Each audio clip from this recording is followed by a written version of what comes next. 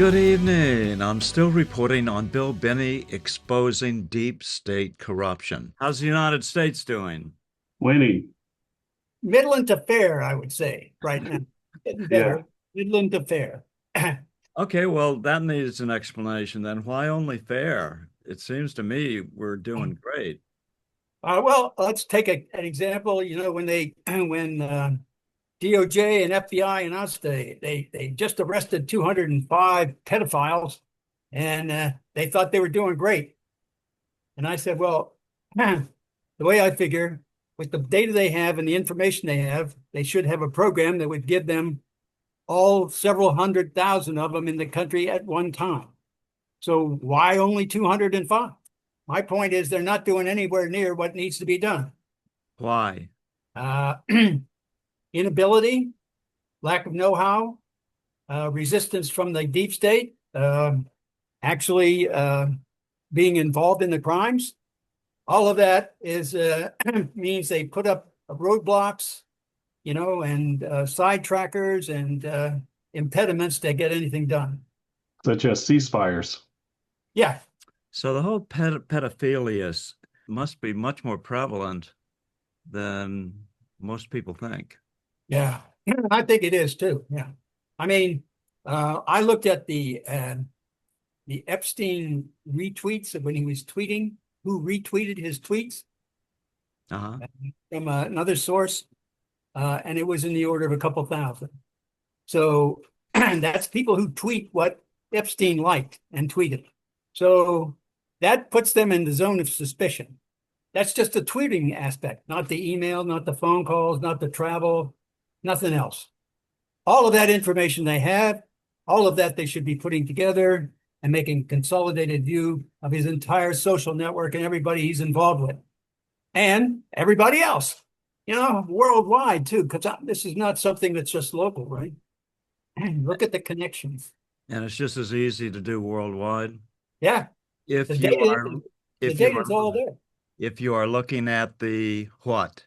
Well, you can have the NSA databases or the Social Security databases or the post office databases or the telephone databases and addresses and phone numbers and all of those databases existing would allow you to pull together, and they already have everything they plugged into the system that I left them, builds the social networks of everybody that you put into the data. You put into the data, you get their social network. It automatically builds it. And all you have to do is call it up. Any one of the 4 billion plus people in the database has a network, and you can pull any one of them up that you want. My estimate was a little over 4 billion. Like 2 or 3 million or billion don't have cell phones, emails, or computers and things like that. People in the islands in Africa and South America, in the third world, everybody else has got them. So they're all apart and networked, and all of those networks are known by the data in the base and constructed. The software did it. It constructed their entire relationship. Notice how Sam is suppressing a smile, but he can't help nodding. Sam knows something. There's a really simple way to do it here. I'll give you one little clue. If you have object A can be anything, a person, whatever, and an object B, and there's a relationship between them. You'd have A has a relationship to B. And that means B has a relationship from A. So when you index it or file it, you file it A has a relationship to B, but you also file B has a relationship from A. So that when you do a alphanumeric or numeric alpha sort down this one column, all the A's are in one place and all the B's are in another place. And every contact and every relationship they have is indexed that way, so you get them all with just one field indexing. Notice how the light just dawned on Sam regarding Binney's explanation. He nods his head a bit more enthusiastically. This may be new information to him. No, he's absolutely correct. We call it a tree, or So B plus actually a B, family tree. it's a B tree. Yeah, it's quite effective. It definitely speeds up the work, and this was all way before AI, and That's it's lightning 60. fast. 60 years, I think, ago. That's Yes. 60 years old. Yes, and it's quite effective. You can find a lot of people accidentally, and you go, "Whoa, did not know that that person was related to a cartel member." Yeah, instead of doing like a binary probe to find something in a database, you're going down at the base level of the indexing characters. So if you're using numbers and letters, that's what 36 characters. You're Right. going down in powers of 36 to find it in the database. That reduces the number of operations to find what you want.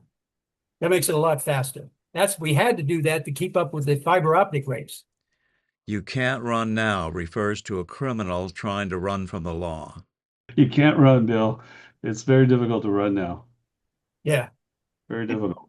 it is. I mean, there's just so much there. I mean, but there, and eventually what I want to do, of course, is talk about how to fix it. And there are ways to fix it. And also the ways to embed in the system. It's like an immune system. Like the body has an immune system, white blood cells and so on go all around fixing everything internally. And anytime there's an infection or something starts to get cancerous or something, they attack it. It's the body's way of cleansing itself. Well, our government needs the same kind of thing, a system, a body that'll go through and cleanse the system automatically by itself. And that can be done with software and humans interacting and working together. But the responsibilities have to be across all of the three breakdowns of our government, judiciary, Congress, and the administration. You have to have authority to go across and responsibilities to report to all of them. No single point of failure. Because if you do, that's where they'll shut you down. Now, Sam gives a peek at what he does. Does that make sense to you, Sam? Absolutely. And I'll go back to AI now, that when an analyst or whomever goes home at night, AI is doing the work for you constantly and constantly searching and putting together all kinds of things for you to review when you go back to work in the morning, and you see everything right there in front of you, and you go, wow, okay, great. And it's verified, and this is verified. And if something isn't quite verified, it's easily able to research that and go down that hole and see where it's interacting and where it's connecting. So,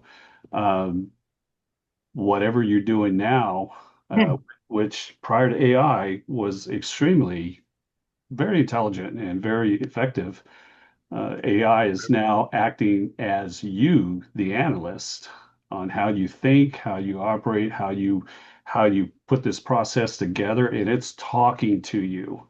And the only thing that I have with that is I would like to see analysts not rely on the AI, but rely on their own intelligence and their own theory too as well, and kind of prove it with the assistance of AI rather than just totally relying on it.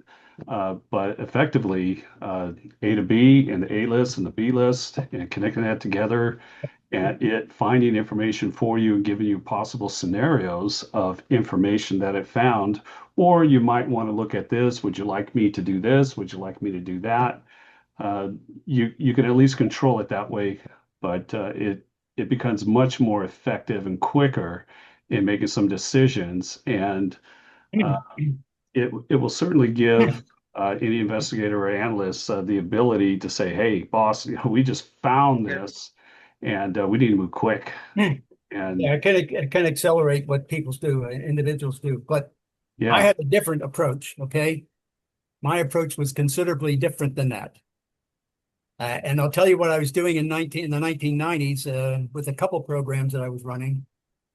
Two of them was fully automate the process from antenna to product report with no humans involved at all. That's all for part 1. Tune in to part 2 tomorrow, which should be up before 9 a.m. I'm still reporting from just outside the citadel of world freedom. Good day.